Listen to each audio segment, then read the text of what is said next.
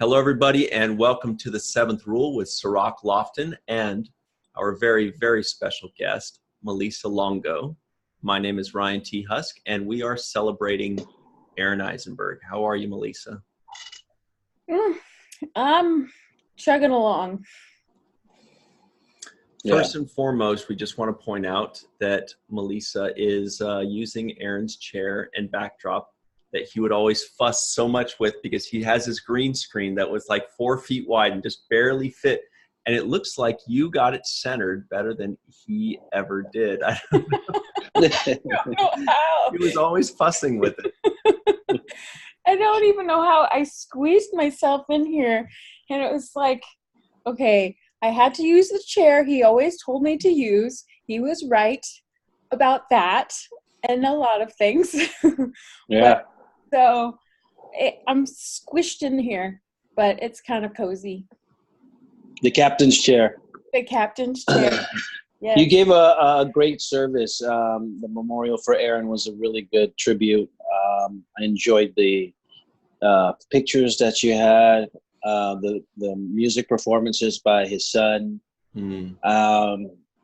the talks that people gave, as well as yourself. And I also like the tree planting aspect of it. You want to talk about just preparing that event and getting it ready for us? I mean, the tribute.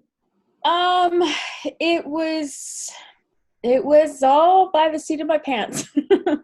And because it was unexpected, and going to the mortuary and looking for places to move him from the hospital because he can only stay there for a certain amount of time. And I was looking into churches and mortuaries, and I'm like, this doesn't fit Aron at all. Something somber, and while there were a lot of tears, it would represent him better if it was more of a celebration of his life rather than, we're just all gonna go in a procession and sit in this church. That wouldn't mean nearly as much to him as it would at the Chinese theater. And so I contacted Levi, who he had worked with very closely to put together the screening for the DS9 doc. And he was so helpful and accommodating, and I wasn't even sure if it would be possible, but I was like, you gotta try. So I did, and I reached out to him, and he said yes. So quick shout out to Levi Tinker, who was just he's an amazing human, general manager at the TCL Chinese Theater, and he really hooked it up in this case. Yeah. So once the location was in place, then everything else kind of started coming together. Somebody offered to do the little programs, and and then his son was like, well, my dad always wanted me to play Stairway to Heaven at his funeral, and would joke about it, and no one thought it would be so soon. I heard him say that, and I thought that was it just stood out in the evening. He did say that my dad wanted me to play this at the funeral, and he played the Stairway to Heaven, and I thought it was interesting, to say the least, that they had a conversation about that. Yeah. Well, I think Aron was very conscious that his time here wasn't guaranteed. And I mean, he was probably one of the most resilient people I've ever met. And he was constantly met with obstacle after obstacle after obstacle after obstacle, but that never deterred him from living life to the fullest that he possibly could. And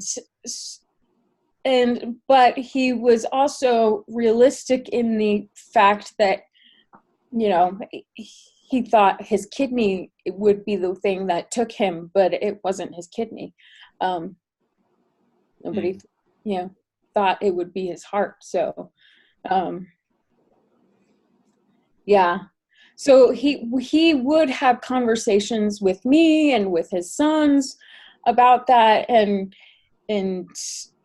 because I think he's faced death before in other ways, and has said, you know, made his peace with certain aspects of the what comes next after this life.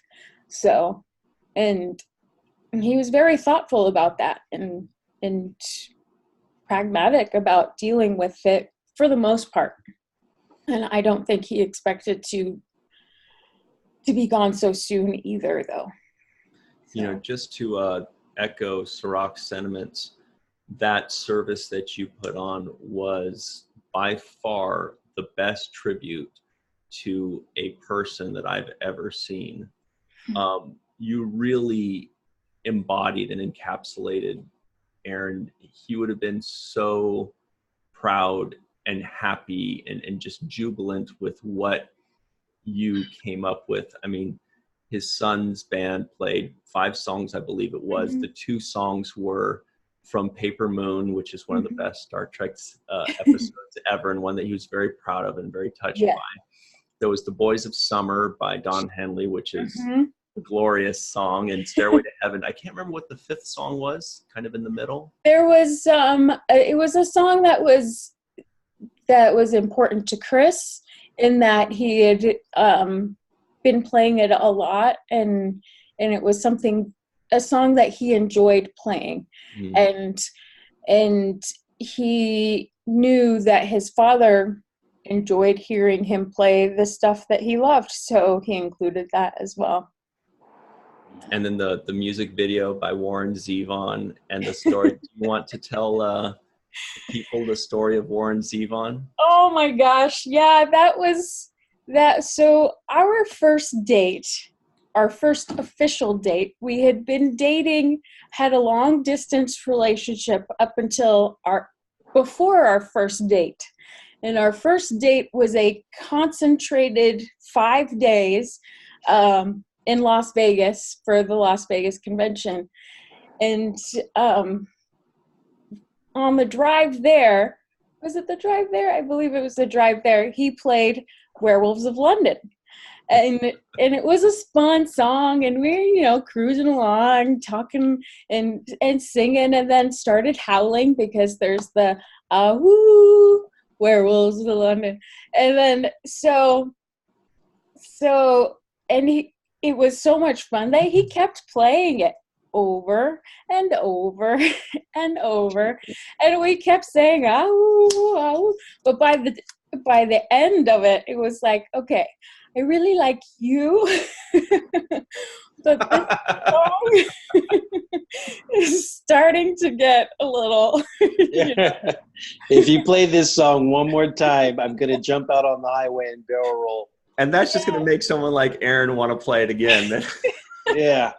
So, yes, and if you know anything about Aron, you know that he likes you when he teases you a lot. Yep. You with that song. Unfortunately. Was I got a lot of teasing from that guy. Yes. If you were not teased, then I'm sorry. Yeah, and you were off the radar. You weren't on the radar. Yeah. But it played a huge part in our relationship throughout, meaning that he would tease me with that song all the time. And then it came to a point when we were planning our wedding that we didn't actually get, but he was like, maybe we should play Werewolves of London as our first dance. I was like, no. Werewolves of London as our first dance. That's going to happen. So. Do you think you would have been able to overrule him on that one? Oh, yeah. Yeah. She didn't I even think so. about it very long. Only, yeah, he would have done that, but then he would have probably snuck it in somewhere. He would have slipped a DJ, a nice little tip, and DJ would have had it on anyways. Yeah, no, it would have been included in the song list. He would have had to. Yeah, it would have definitely been included in the song list. So I thought it was an appropriate song to open the service with, and then, play all of his fun videos and pictures and show what a light he was. And still is. For those of you at home, then after Malissa told us this amazing story, she said, so one more time for Aron, can we all give one more ow? And I do believe it was our friend Mr. Jeff Combs that led that charge. Yeah. Very proudly. That was amazing. The whole audience was like, "Oh!" We're all ready for it. We're begging for it. Yeah. I didn't know I'd be howling when I got there, but I sure ended up howling. Yes.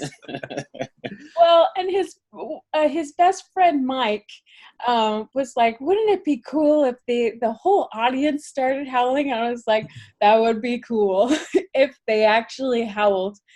And we never really thought it would. Everyone would howl, but they did. What was the idea behind the tree planting, and where do you plan on planting the tree? Well, there's a few places that I will be planting more than one tree.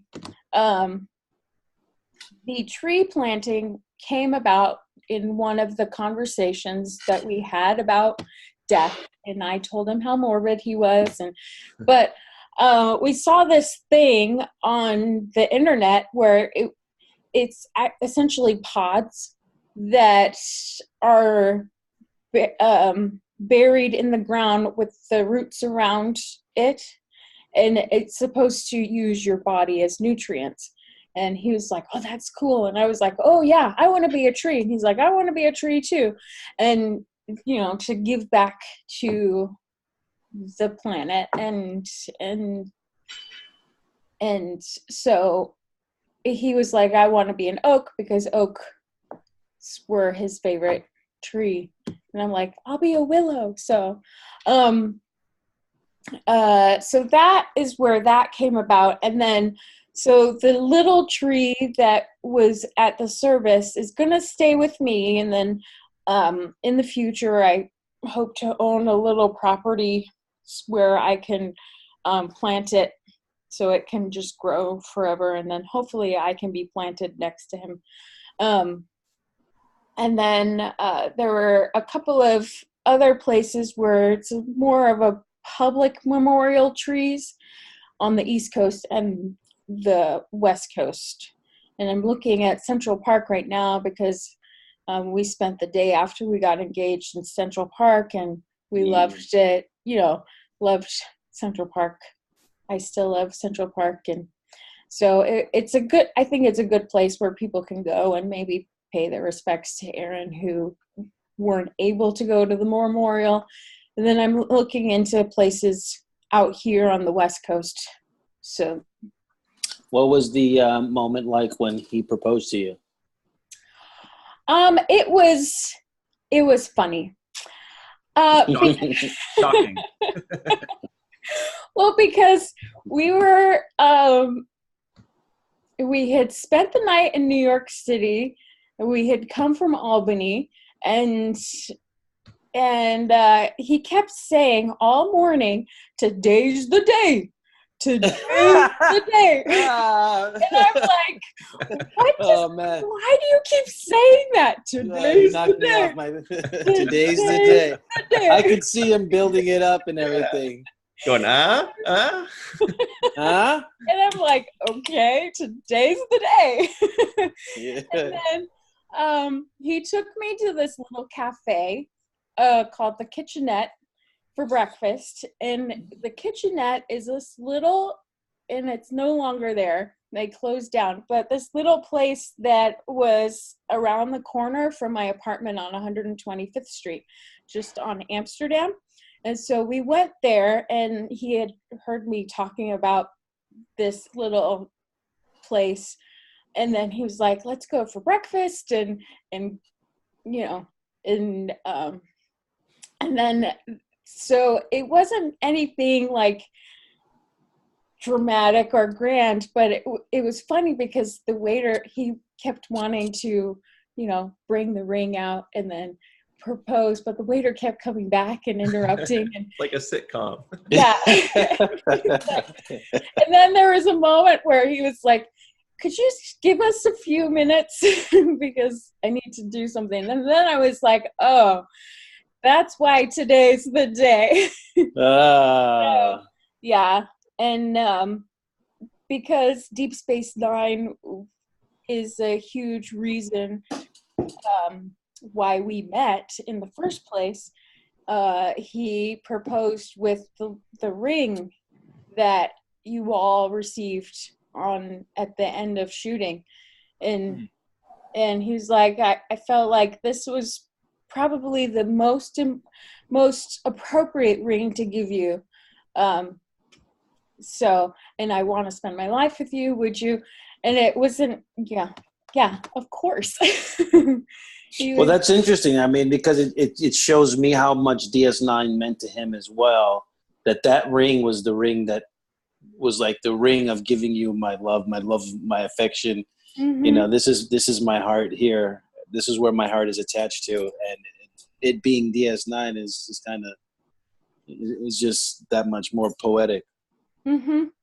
Yeah, the show meant so much to him, and there were so many connections that brought us both back to that show. So, I mean, I was a first run watcher, so which is why it was like kind of poetic, and it started on my 15th birthday in January 3rd, 1993, and Camille, I believe her birthday is January 3rd as well, and his birthday is January 6th, and there's just so many connections that I don't know, it almost feels divinely put together, you know. I don't know, but I do know, and I feel that way because of the ironic coincidences that overlap so many different paths and so many different things that have brought us all together. But I've said this before, and I wanted to make sure that it's said here in front of all of us, that I think you were really wonderful for Aron. I had never seen him as happy as I did with you. You were a great companion to him. You brought out the best in him. And I thought you guys made a lovely match. And I was really happy that he found somebody like you who took so much care of him and showed him so much love. So you really did right by him in so many ways. And I'm glad that he had you in his life, Melissa. Thank you. Thank you. Thank you. I don't know. Well, you because I feel like he gave me so much, and he was so right for me, and anybody who's known me prior in my life knows that I don't choose people to be intimately connected with lightly. And I'm, and I waited a long time for Aron. So, not knowing that he would be the one that I would click with. So, you know, just to add to that from an outside point of view, you know, you don't need us to tell you how much he cared about you, but it's good to be reminded how much he respected and valued your opinion on top of everything. Like every time he and I would speak, he would say things like, well, Malissa says this, what do you think? or, you know, Malissa brought up a good point, or, hey, we're going to do this thing. Do you mind if Melissa comes? I know we're going to have a meeting, but do you mind if Melissa comes? I mean, he valued your opinion so much that it was almost like you weren't even another person. It was like you were part of him. You were part of his decision-making process. You're part of his constant thought process because of how much he respected, you know, your mind and your thoughts. Yeah. Yeah. Well, yeah. I don't know how to respond to that either. It's just, you don't have to. You just these are just true statements. thank you. Yeah, because the thing that made talking to Aron so easy was his authenticity, and that was something that struck me immediately. Was there was no pretense. You were seeing Aron always. It was always just Aron, and I always knew that he strived to be the best person he could possibly be. And I was happy to help him in that journey, because he helped me be the best person I could possibly be, and to match him truthfully and give him what he was giving to me. I had to be 100% honest with him too. So that authenticity went both ways. So it had to, otherwise the relationship would have never worked at all. So taking that a little further, can you think of other instances in which Aron made you a better person, or taught you, you know, kind of, because he would bring out the best in a lot of us. He brought out the best in Ciroc for 27 years, myself for many years. And so I can only imagine that, you know, especially looking back in hindsight, you can see the things that he brought out of you. Yeah, he has taught me how to be a better communicator. I internalize everything. But Aron, on the other hand, did not internalize everything. He had to talk things out. He had to tell you what was on his mind. And he helped me do that better, because I'm still not necessarily good at expressing what I'm thinking or what I'm feeling verbally, and I have a hard time sometimes saying what's on my mind and getting it off my chest. Mm-hmm. But he gave me the space to say that this is okay.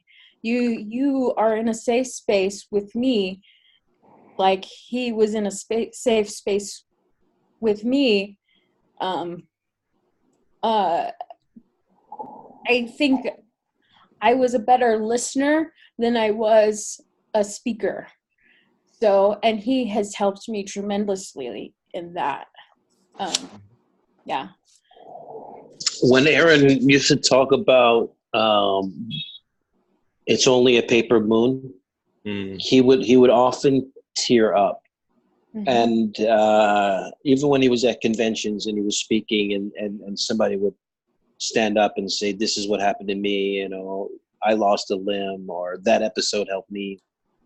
What did he tell you about how that episode meant to him, or what he felt from it?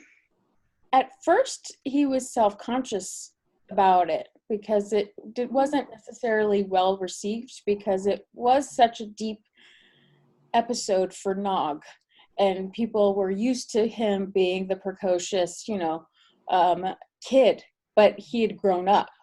And there was somewhere he read that it was like, this isn't Nog. And that had stayed in the back of his mind for a long time. And I was like, no, it totally is Nog. Mm-hmm. It's just Nog has grown.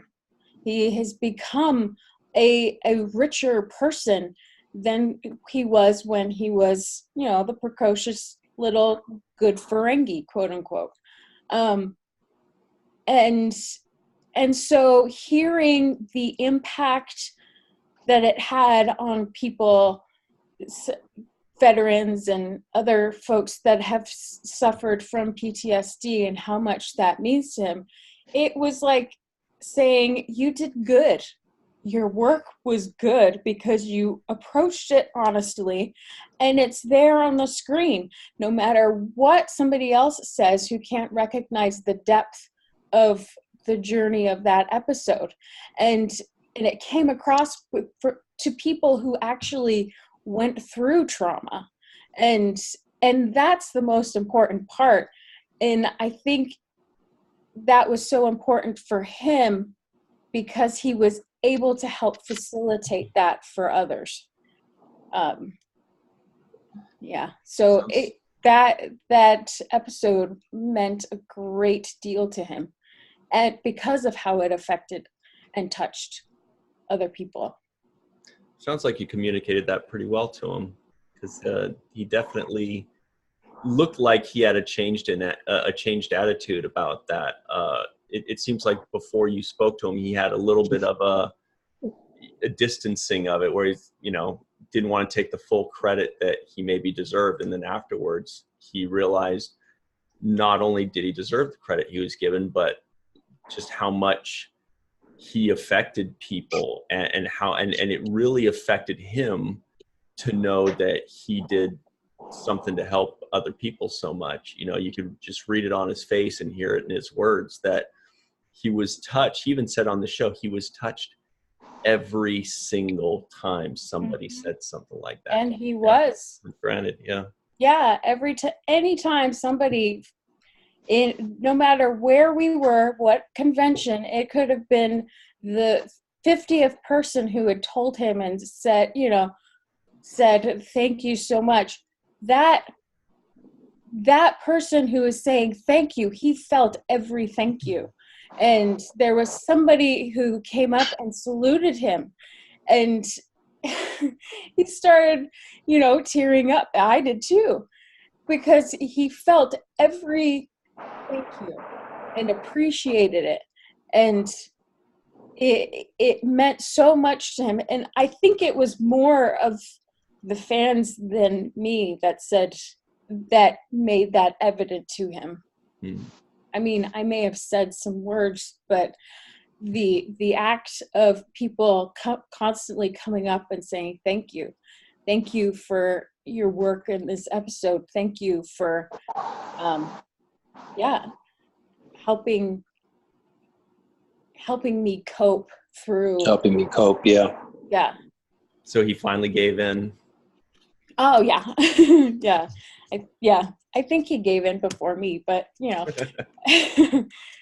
mean, there's nothing more rewarding as an actor to know that your work has inspired people, that you've touched somebody's life, and that that it was so real to them that they can relate to it as a crutch in their own experience.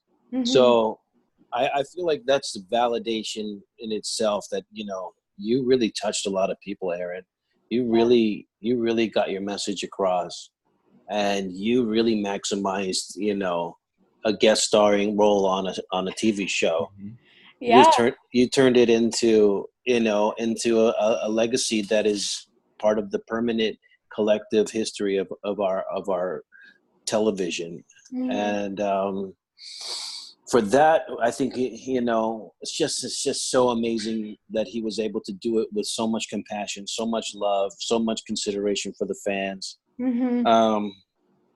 You were there. I mean, I remember having dinners with you in London and in Germany, here, there, all over the world, and just laughing and having a good time. And I'm sure that's probably the thing you miss most, is just the smiles and the laughs. Oh my gosh, yeah. Because it was every day. Every day, yeah. It was every day. And every day there was a text in the morning, "Good morning, babe," or a call, or, there's every day we would talk on the phone several times a day, even if we had just seen each other 2 minutes ago. He'd be like, "Hey, babe, what do you think about this?" Yeah. Or, "Babe, I forgot this." Or, "Babe," the babes. I miss the babes. The babes, yeah. Yeah. Him walking through the garage and saying, "Babe, babe," or me walking through the garage and he's saying, "Who's that?" And I'm like, "It's me." He's like, "Babe." Did he ever, like he did with a lot of us, did he ever really like come at you and say, "Look, I said something and I don't know if I offended you and I want to apologize just in case I did, because yesterday I said this or earlier today I said this"? Was that was his motif right there? Yeah. Constantly. Because he was concerned about offending people, right? Or how things were taking. Yeah. Yeah. Well, and he told me as a young adult, he didn't really express himself as well as he thought he had. People would always misconstrue what he had said and take it the wrong way. So he developed this habit of explaining things 30 different ways so that maybe on one of those ways the person would get it. Not because he thought they were stupid, but because he knows that people receive information differently. So he would just, so that his intent wasn't misconstrued, he would say the same thing in 30 different ways. That's right. He was the king at the 5-minute question. Yes. The 5-minute question. And that's because he didn't want to offend anyone. That's right. And because he was concerned about of everyone's feelings. And he wanted his intentions to be clear and explain himself properly so he couldn't be misunderstood. Right. Huh. Yeah. Didn't know that. Yeah. But yes, and he would often say, "Now, don't misunderstand. I didn't mean it to sound." I did. Yeah, exactly. That's exactly how he would phrase it. You got the phrase exactly. Don't misunderstand. I want you to be clear that this is, I'm saying this. Right. I'm not saying this. And if you took it that way, then I apologize, because that's not what I meant to say. Yeah. Yeah. And I'm like, "No, babe. I got it. I got it." Thank you, though. And then, or there's sometimes I'm like, "Yes, babe, I got it." But I know we had a lot of people that were supporting the podcast and a lot of the fans that reached out to you. People like Chelsea, for example, came up to me and expressed her condolences. How have the fans been supportive of you? Oh my gosh. Overwhelmingly supportive. They have been wonderful, and I am feeling the love from them that he put out into the world. That's right. And it's so evident in the support of all of the fans that he spoke to and reached out to and touched. He touched so many people. And yeah, which is why I didn't make the service public, because if I had, there would be no space. No. Will Smith would have had to found somewhere else to have his premiere. To do the premiere, yeah. Yeah. We talked with Garrett and his significant other, and she was really instrumental in setting up the GoFundMe. Is that correct? Yes. Megan. Yeah. Yeah. Megan was very instrumental in setting up the GoFundMe, because that was the furthest thing from my head. I didn't even, and without even skipping a beat, she was like, "I'm doing this. I'm setting this up for you, so that it can help." And it has helped tremendously. And I can't thank her enough, because she has been so wonderful. And yeah, she's been wonderful. That's awesome. And thank you to the fans as well of those that have Yeah. contributed. Yeah. Because there Absolutely. is, there is this not only void of a physical body and the man that we miss and love, but there's also the reality of, being on your own now as far as facing the month to month of life, Yeah. facing the responsibilities of the expenses, household expenses, funeral expenses, whatever it is that you're going to be now without. I Yeah. just people understand that it goes a long way. Whatever they give to you goes a long way to Absolutely. helping Yeah. you cope. Absolutely. I mean, yeah, from medical expenses that he still has from, the transplant and his meds and all of that. And yeah, it's been a huge, huge, huge help because yeah, it's a big, you're not seeing the desk around me right here, but there's just so much to go through and yeah. Plus, I think you hit the nail on the head, Melissa, when you said that the amount of love that everybody is showing you right now is a direct reflection of the amount of love that Aron put out. Yeah. And no matter how much he was a loving person, it has to still be a little bit surprising to just see all of this love coming back. Yeah. The sheer amount. Yeah. Yeah, because I do know the love that he put out into the world because I witnessed it every day. And from Ruth at Starbucks, and she was at the service too. She became our friend, and we had our local Starbucks where he said he felt like Norm, and he made friends everywhere. To the kids on his soccer teams, multiple soccer teams that I didn't mention enough.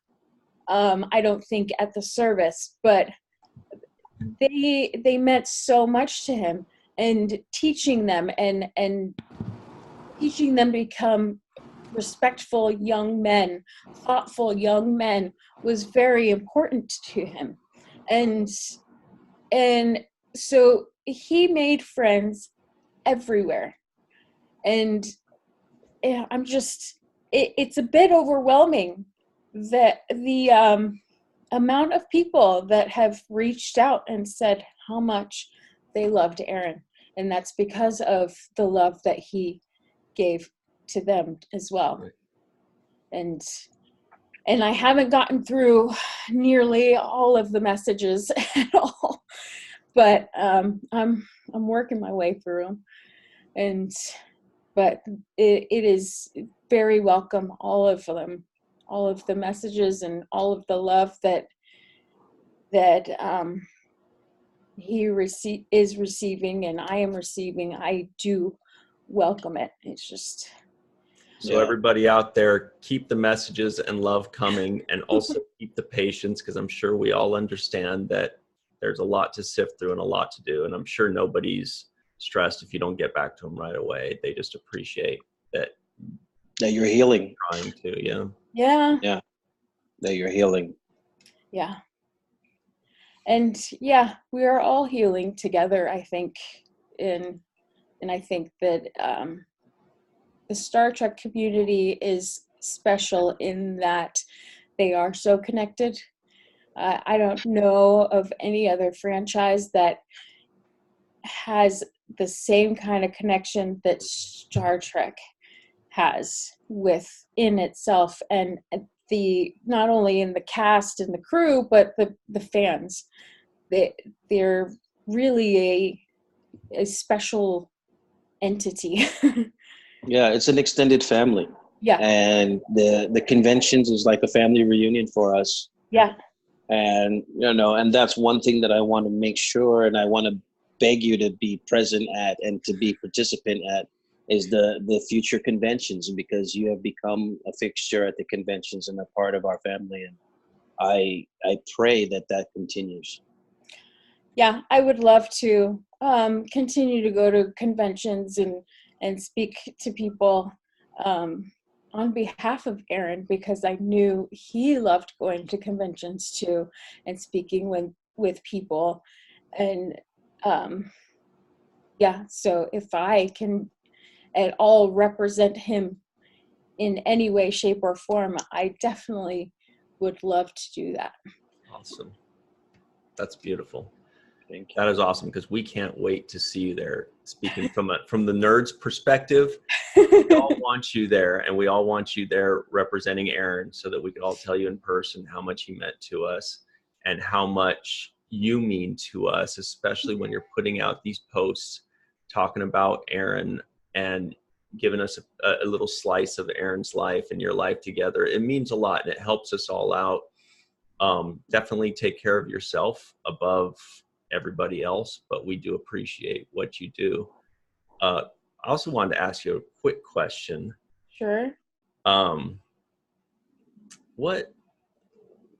What's the funniest thing Aron ever said about Ciroc? Because I feel like we've been dodging this thing this entire time, and the whole time I'm like, let's just hear some dirt on Ciroc real quick. No, you don't have to answer that, Melissa. Don't worry. Yes, I don't really have any dirt on you. Melissa was there for a lot of the middle finger game. Oh my gosh. She's seen numerous shots fired in that battle. That has been amazing to witness. Yeah. Did Aron ever ask you, like, I got him, right, Melissa? That was the best one, right? Yes. Oh yeah. But the amount of creativity that to both of you trying to get each other was priceless. And there was some creative. Oh yeah. We were recruiting people to our sides. It was like and then he would be like, "No, I can't be friends with you anymore." Oh yeah. Because you went to the dark side. Oh yeah. You know, he got Nicole, he made Nicole feel so guilty when she helped me one time. And he made her feel so guilty. Oh, I will never talk to you. Okay, I know who you are now. And she was like, "What? I just what?" Yeah. So, but yeah, a lot of that. I mean, just like, how could you betray me? How could you betray me? Yes. Yes. But I feel like it's our responsibility to honor his memory, to keep him and what he and his in everybody's minds and hearts, and to best way we can honor him is to keep talking about him and talk about what he would like, what he disliked, and using our own voice the way he used his voice. Right. I told Ryan and I were definitely in agreement when we said we didn't want to continue going on with the podcast without your blessing and without you kind of sanctioning it and saying, yeah, this is something that I think he would want. And it's that inspiration that gave us the kind of fortitude to be able to say, all right, let's continue. But we didn't want to make that decision until after there was some kind of closure and as well, and obviously communication with you. Yeah. So I'm glad that we're able to continue to honor his memory and keep the voice alive and keep the conversation, the dialogue open. Yeah, I agree. And I know that he would want it to continue because he told me he wanted it to continue. He's like, if there was any reason that I couldn't be a part of the podcast, that he said the seventh rule could continue. And he thought of the title purposefully, so that it could, yes, it's a Ferengi rule of acquisition, but anyone could come in if he couldn't for some reason and take the third spot. So yeah, he was saying that's why the title of No J Consortium kind of bounced around, but he said no, that wouldn't work because it only works if Aron and Ciroc are there, and if one of them is gone, then it doesn't work. And yeah. Seventh Rule was a great title. I remember when he told it to me, he's like, what do you think of this?